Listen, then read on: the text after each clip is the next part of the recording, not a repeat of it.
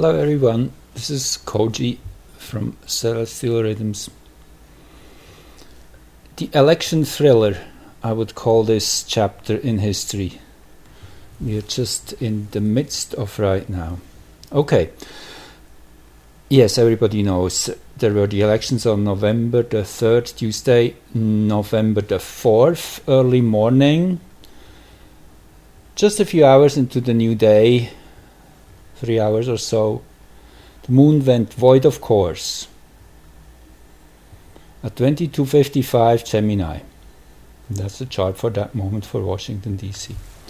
Okay, so if you followed all the news clips information, we know that after 3 in the morning all these dumps of filled out ballots were delivered to these various cities.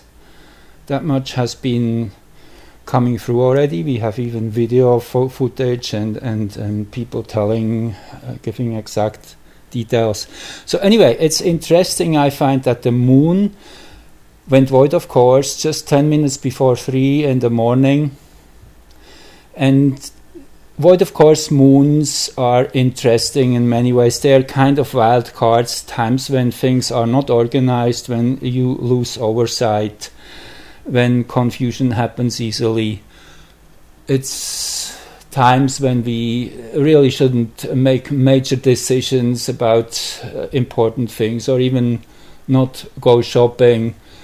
Things like that are not really advised. Anyway, that's just on the side note. But that happens every few days, actually, when the moon makes the last exact aspect with another planet. So in this case it was Mercury, you see.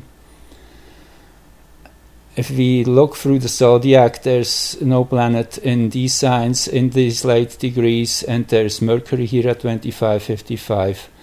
There's no planet here. Saturn is at 26:24. However, this is not what's called a Ptolemaic aspect. Only the Ptolemaic ones count, which is 0, 60, 90, 120 and 180. So anyway, the long story short, the moon was void and there was that energy of no direction, the moon running into the void for something like 10 hours till it would eventually enter Cancer, sometime I guess 11 a.m. or so on Tuesday and Wednesday, the 4th of November. When probably soon after it became evident something went wrong. Anyway, let me just show you one more thing as we have this chart in front of us, kind of that starting point of that confusion, which was giving opening for all that to happen, giving it the stage if you want. So if we now do the midpoint chart between this moment and the American birth chart of July 4th, 1776. If we do the time-space midpoint, then we get this chart. September 4, 1898. That's the resonance point between those two time-space realities. Interesting here. Look at this. Neptune, 24:38 Gemini. Now let's go back to this chart. 24:28 Gemini. Neptune was in charge. Neptune is always showing up when things get fishy, deception happening. So yeah, I mean, here you have it. The cosmos gives it away. This is the time when it was programmed that something like that was happening. Period. That's how predictive astrology works. Sure, you only can say it in retrospect. You wouldn't be able to predict that because Neptune again can mean many things. This is just one of the expressions of manifestations, and this is particular to the American nation because it's that midpoint between the American nation's birth chart and that moment which has this Neptune at this degree. And I mean, there's more in this chart. For example, the moon here at the 7th house cusp, really interesting, which means it's public attention is in that moment. There is the energy of the public is caught in that moment. So that also shows the opening then in retrospect to be able to access this time as a collective and to unwind all that whatever happened and replay it and bring it all to light, because that's the whole reason this was allowed to happen, is to bring things to light. It was a trap which was set, you could say. Anyway, yes, the mouse walked into the trap. They were eating the sweet bacon or whatever it was. Anyway, so let me just go on from here. So that's now Wednesday morning, close before midday. Actually, the moon is still void, of course. And in that window, still in that last few degrees, there is Pallas. Moving across the line of 20 degrees 45 Capricorn. And so now this is an important degree. That is the beginning of hexagram 61. 61 inner truth. You know the 64 hexagrams overlay over the zodiac. Those of you who are new to this idea, this is based on human design system teachings. Powerful overlay of the 64 hexagrams, and I have the outlay in my old website, thecosmoswithin.org. If you click the tab on I Ching and Zodiac, you will get all the fine print information, the exact degrees of all the 64 hexagrams. Just this on the side. 2045 Capricorn till 26, 22, 30. That's 1/64 of the zodiac. Hexagram 61, inner truth, is the time when we have access to insight vision, when we can get to the core of the matter. Saturn and Pluto had their conjunction in January already in this hexagram. This hexagram has been widely active this whole year. Jupiter was in before, then retrograded for a few months and has come back very recently again into this realm. Also, Pallas had been here before, earlier this year, before it had turned retrograde. So this is their second visit, their final visit in this hexagram before moving on into the next sections of the zodiac. So it is, in a way, harvest time, a harvest of inner truth. And we have this particular alignment of Pallas, Jupiter and Pluto, which will be most exact actually just in 6 days from when I'm doing this recording on the 12th of November, and I'm getting there in a minute. So this is interesting and important. Short after midday on the 4th, Wednesday, following the elections, Pallas, the asteroid who is resonating with wisdom and understanding, science, art, it is that particular human ability to see patterns and link different realities with each other, see the similarities. So it is a very powerful mental energy which Pallas owns and gives, in conjunction with Jupiter, which is all about expansion and movement. Jupiter is the fastest rotating planet in our whole solar system, contains over 60% of the radial momentum in our solar system. That's a lot, and the radial momentum is really what brings change. Pluto, here too. And as I say, just a few days in the future now, Pluto will have the third and final visit of Jupiter. That's a big one. That only happens once every 13 years. That reboot of the Jupiter-Pluto cycle. So anyway, this is kind of initiating this whole window. And sure enough, it was around midday on that Wednesday when it became really clear that this would be a most interesting ride in finding the truth and digging to the bottom of all that, and it would be a legal challenge. That's another thing. Pallas is related to the legal system, also the god of the goddess of justice.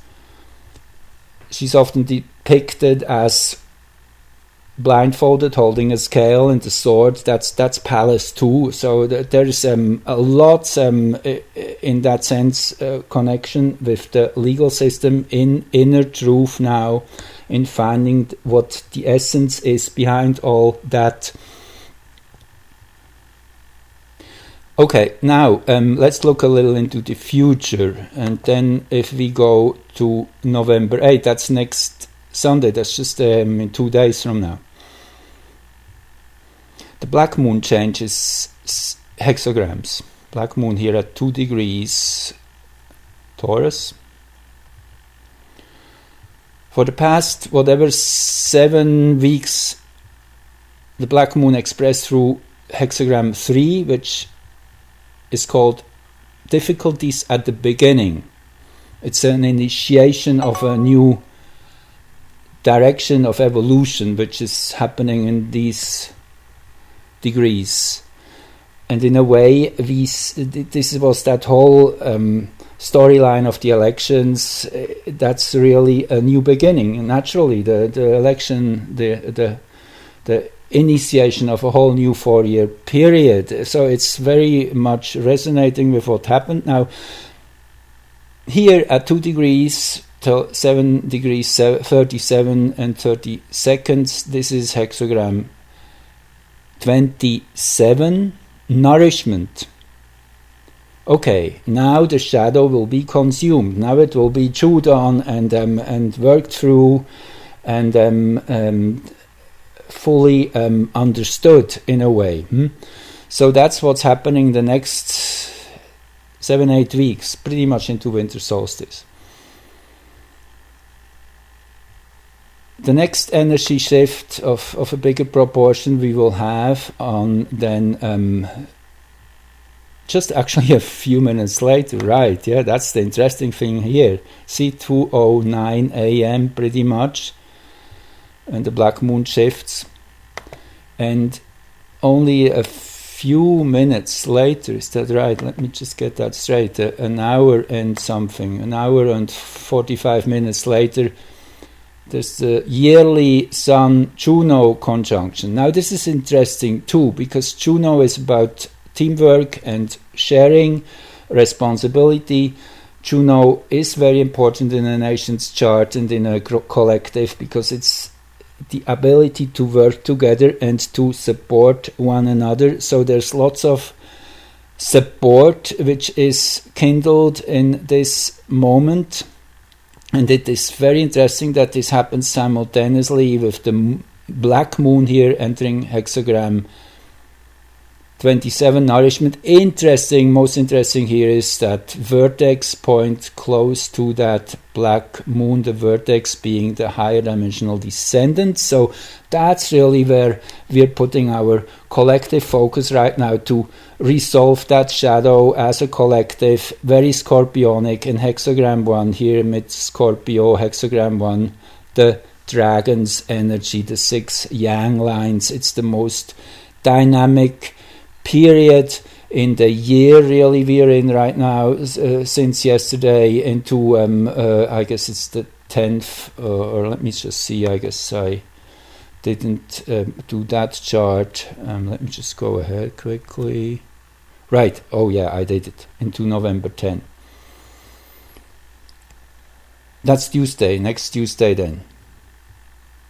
Sun and Earth in sync, changing hexagrams again. This time 1850-230 is the cutting point here into hexagram 43, breakthrough. And on the other side is 23, which is collapse. So that's a very powerful axis, because these two gates make one full channel which connects the throat chakra with the third eye, the Ajna center. It is that ability to communicate directly. It is very original in its way. So there's genius energy in this section of the zodiac, genius, but also it says from genius to freak. It's that extreme bandwidth of originality, if you want.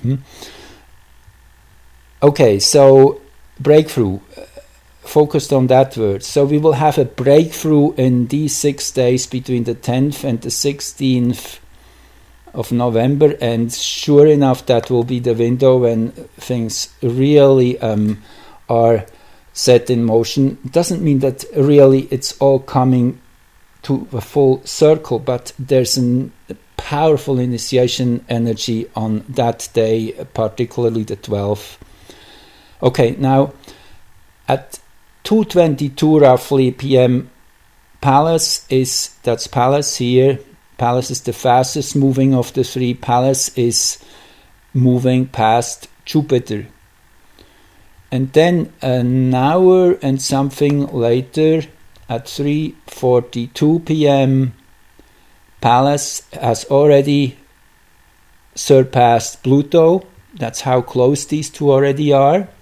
And then again, another whatever hour or something later, at 4:39 p.m., Jupiter is overtaking Pluto.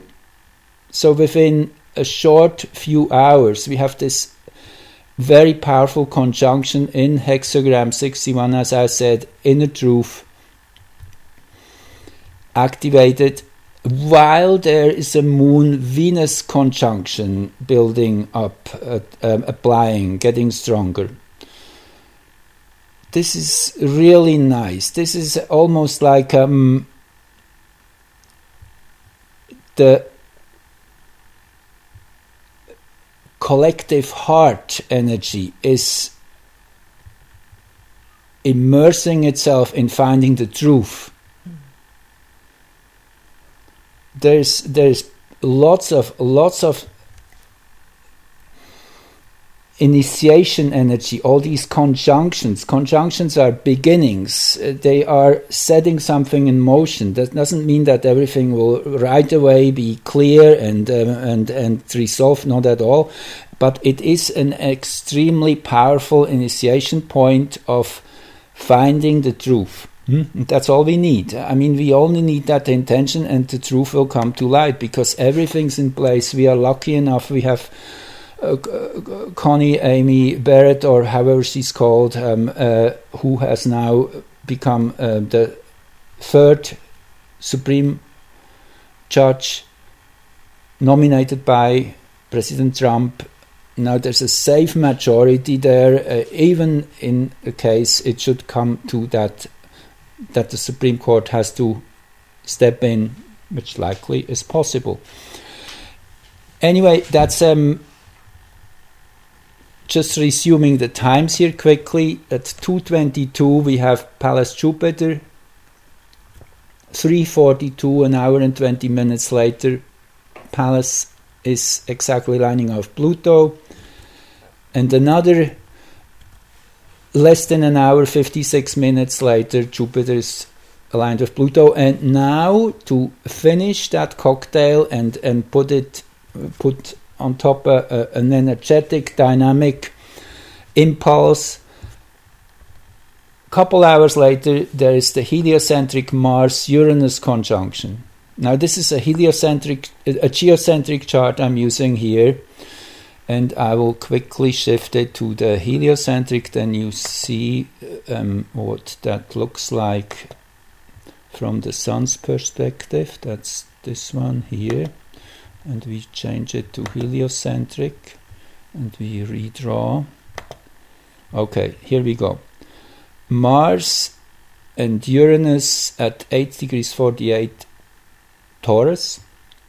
Mars takes about 2 years to make a full round, so this is a once every 2 years plus occurrence.